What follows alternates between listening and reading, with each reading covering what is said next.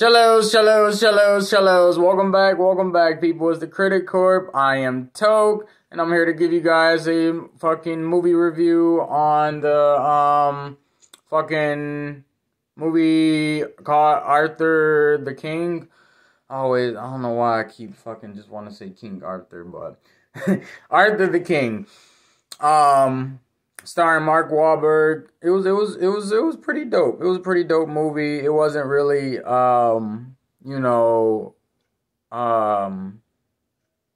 nothing too complex about it, I would say. A pretty nice, short, good film. It was only an hour and a half, like literally an hour and a half. I think this was the shortest film I've seen in a while. Like, that shit, it blew my mind. It was great. It was perfect. It wasn't, dragged on too much. It was just a good, perfect story. Well produced. And it was based on a true story, which was even more dope about it. I'm a sucker for some like true events type of movies. This shit, I would give it probably, because it like I said, it wasn't like something just spectacular, but it was good. It was a good solid film. So I give it probably like a 6.6 out of 10. Yeah, 6.6.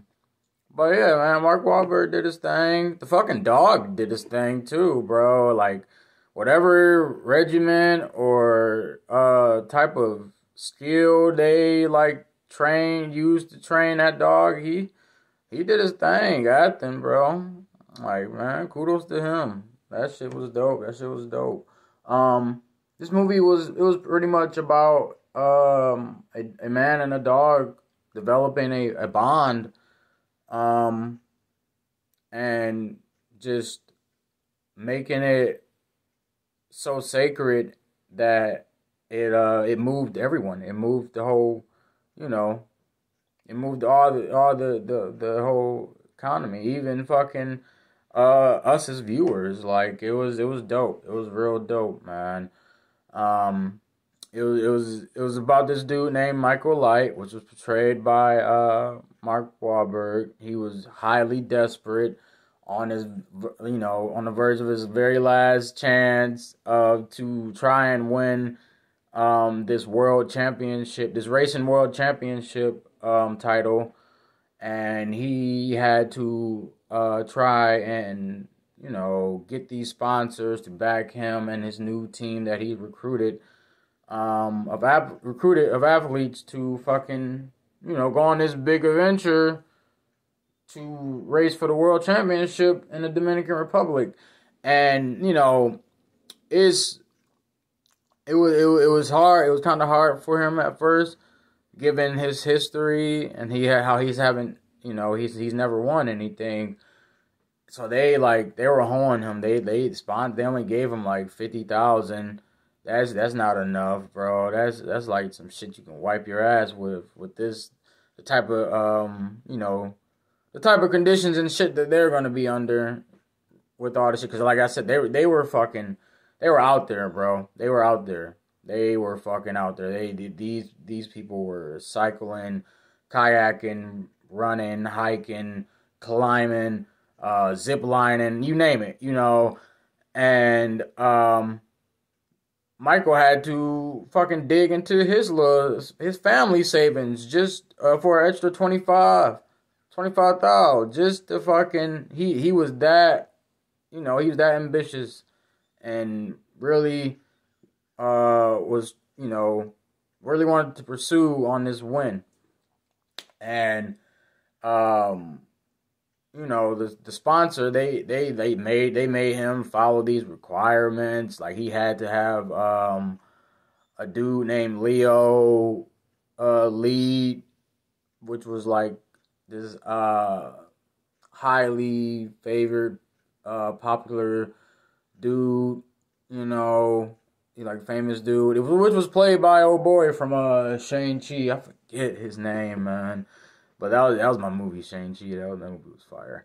But fucking yeah, man. They along the way, you know, him and his team encounter this dog. By the end of the race, Michael and the dog are fucking best buds, man. Like they are like two peas in a pod type of deal. And the dog, you know, he's there. He's on every single phase that they're entering and every rest stop. That dog is fucking there. And Michael is like just so confused, like how is this fucking dog making it through these conditions that we had to you know, figure out and adapt and overcome. Like I said, these people were recycling, kayaking, you name it, running, hiking, all that shit. And the dog's literally right there every single time. And everybody else, you know, they're not paying no mind. Even his team, they're like, you know, it's a fucking dog. We're in the Dominican Republic. He made it this far. He'll survive. Let's finish this race, you know.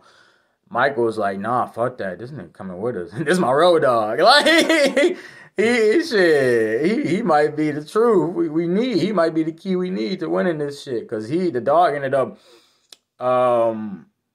actually helping preventing Leo from killing himself. This nigga was about to go off a cliff and shit. He was just following his path and thought he was right, and the dog snapping at him like no, you dumb fuck. This is a cliff right here. Like, no, turn around, like type of shit.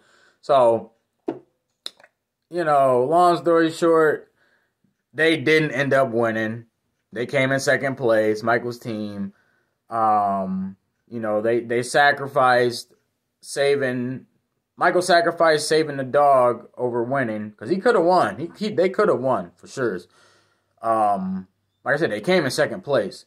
But the dog was the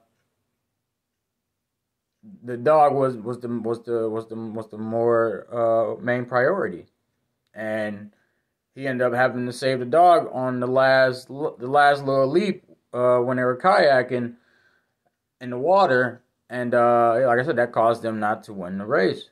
They didn't finish strong, and you know, the dog. If anything, this movie really, really emphasized and focused on, you know, just a whole redefinement of what victory is, what loyalty is, and what a companionship truly means. And that right there really, you know, sent me over top with, you know, like, all right, this movie was pretty solid. I give it to him, you know, because sometimes these type of movies, you feel like I already know the outcome. This shit's, you know, same as any other movie type of deal. But, you know, this shit was it was dope. It was dope. That part right there really made me enjoy it even more.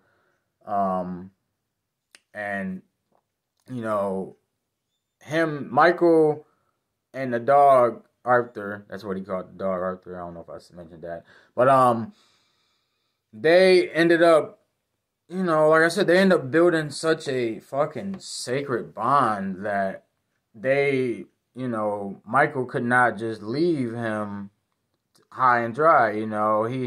Because this dog was literally fucked up, bro. He was on the verge of dying at the end.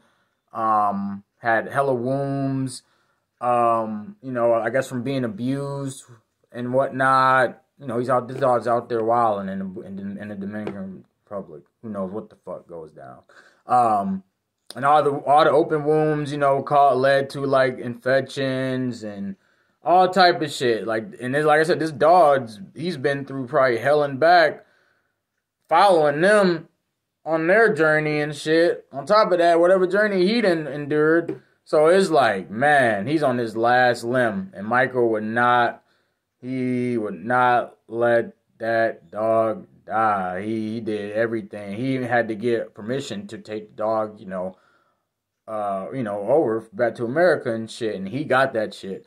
And even like the medical help that he had to get, for the dog, like he made sure everything, all his corners was covered for this dog. He even got support too from like just support from people all over, funding to the cause of this dog, because like I said, this shit was it was publicly viewed, so everybody and their mama seen this dog and how Michael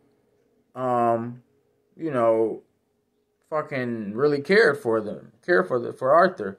So for them to see that was really touching, and for me as a viewer to see that, it was even more touching and just fucking heartfelt, like, oh my God. And for the dog to come out alive too at the end, for it to be a happy ending like that, even made it more bittersweet for me. Like, yeah, this movie was pretty dope. Actually, I'll give it a 7 out of 10. Fuck it, I'll give it a 7 out of 10. What am I tripping? It was a pretty good, solid, decent movie, man. Like all around, it wasn't supposed to be anything more, than what it was. And plus, like I said, it's based on true events. So what more can you, ask for? They're giving you straight up a, solid story, list of true events. Nothing more, nothing less, But yeah, you guys should definitely check out this movie. It was pretty dope. And it's only an hour and a half. Take an hour and a half out of your day and go see this shit. Stop bullshitting. That's all I really got for you guys on this one, though. Like and subscribe. Support the motherfucking corp. Leave some comments. Let me know what you guys thought about this movie as well, for people who have seen it. And I'll be back this weekend with some more reviews, so stay tuned for that. And yeah, so be it. Toodles!